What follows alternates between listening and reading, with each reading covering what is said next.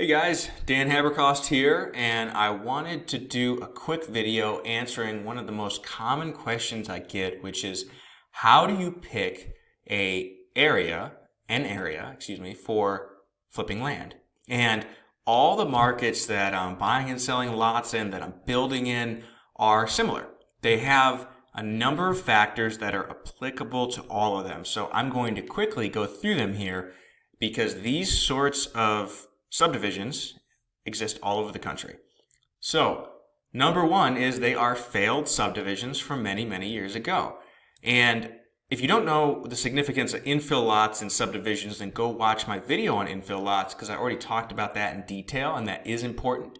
But for the sake of this video, we're going to assume you already know what that means.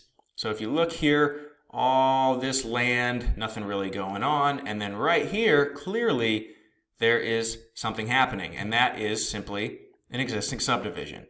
Now, this was done in the 60s, and nothing really came of it. It got built out maybe 5 or 10%, and it's just been sitting there since then.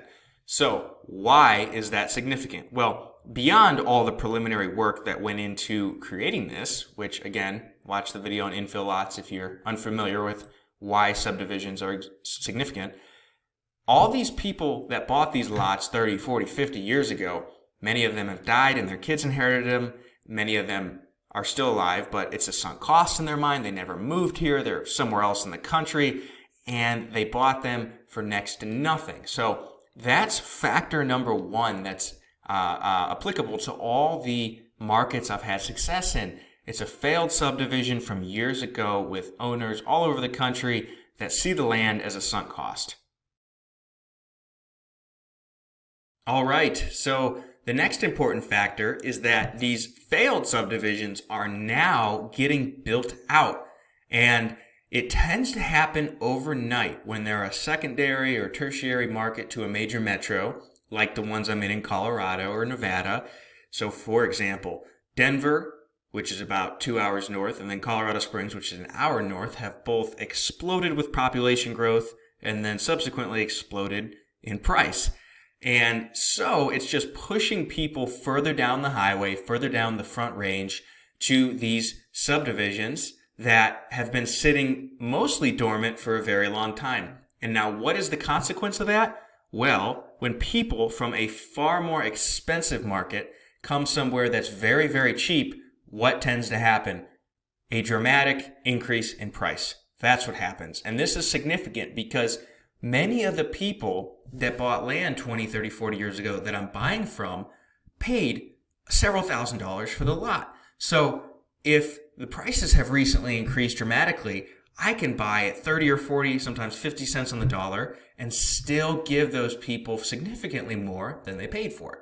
So recent increase in price is really important, and let me demonstrate that. So you see most of these lots, 30s, 40s, a couple in the 20s, but the vast majority of them close to 40. Let's zoom in and see what these were selling for just a short time ago. Oh, $5,000. 5, 5, 5, 6. See, just a year ago, these lots, on the market were selling for, 8 to 12 approximately. And then it was like overnight, people from Denver, from the Springs, finally figured out that this was here, and it just exploded. So that recent increase in price is really important. And again, it's applicable to all the markets I'm in. So that is the second factor to the equation. The subdivision is now growing. Okay, so before I hit on my next couple of points, I want you all to think about what are the largest demographic trends in the country today. Well, we have the baby boomers retiring, and then of course we have millennials finally getting to that age where they're buying homes. And with both of those demographics, affordability is key. They're not generally super wealthy, and they just need somewhere affordable to live. And in recent years, housing has risen dramatically in cost. So keep that in mind as I hit on these next couple of points. These two demographics are focused on affordability and finding a safe, reasonable place to live. So the next item that is applicable to all the markets I'm in, and as you see, I've been moving through them as the video goes on, they have a negative connotation. All three of the markets, they're failed subdivisions where I've had success, were ignored for many years for one reason or another because of some sort of negative connotation. Now, in Colorado, the markets I'm in, they're next to a city that is known for being pretty violent, having a lot of drugs and that sort of thing. But they aren't in that city. They just get a bad rap because they're near it, right? So they're very safe places to live. They've just been ignored. Now, this one that you're looking at in front of me has legalized brothels and prostitution. That gives it a negative connotation. However, if you are just looking for safe, affordable housing and you're middle class, your options are limited, right? And so all three of these markets have been exploding regardless of the connotations they have had for many years. And on top of that, or as a corollary to that, there's a lack of competition for people who go and develop these subdivisions because of the connotation. So I feel like I'm in my own little world in all three of these markets. There aren't many competent brokers or realtors or developers. I'm just down there making a killing myself. So that is the next factor that's applicable to all the markets I'm in. They have historically had a negative connotation, and it doesn't really matter at this point. They're still getting built out aggressively because middle-class people are moving there. And as a corollary, there isn't a lot of competition. All right, the last major point I want to hit on that makes these markets work is they are second or third level markets from the major metros. So let's think about what we just hit on. The major demographics in the country are middle class baby boomers and millennial, generally first-time home buyers. So they're looking for affordability. And whether it's Denver or Las Vegas over in Nevada or any major metro, they've gotten very expensive in recent years. And what does that do? It pushes people out. So second and third level markets are where the opportunity lies, because even though, as I was just referencing, they might have negative connotations for one reason or another, or they might just be considered kind of rural, kind of hick town, at the end of the day, affordability is the number one factor for these people, so it does not matter. And again, the brokers and developers are mostly up in the major metros, the Springs or Denver.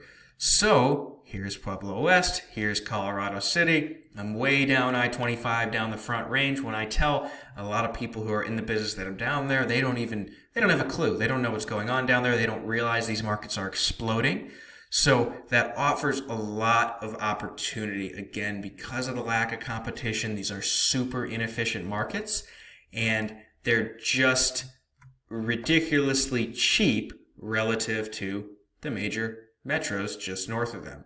So if you try to do this in the middle of Denver or the Springs, it's not going to work quite as well. You need to go to the outskirts, find where the growth is, like up here, and then go just outside it. And that is where the opportunity lies. Okay, so in summary, I just typed up the key points I just hit on. The markets that have worked so well for me buying and selling land and building houses were failed subdivisions from decades ago, where the owners of the land are mostly out of state, bought it a long, long time ago. It's a sunk cost in their mind that's just costing them taxes every year. Oftentimes they've passed away and their kids inherited the land. They don't want it. They don't want to deal with it. These markets have recently started to grow dramatically, as I demonstrated, because the major metros nearby have gotten very, very expensive. And like any subdivision, they're large tracts of homogeneous lots, which makes it very easy to price and send out offers. And they all have a negative connotation for some reason, but regardless, middle-class people are moving there because they're affordable and they're making them home. And that leads to a significant lack of competition, making the market very inefficient. And I hit on this a little bit already, but They're second or third level markets from the major metros. They're not in the middle of Denver or the Springs. There's too much competition there. So in summary, that is what has led to success in the markets I'm in. These sorts of opportunities are all over the country. If you look for them, you can find them too.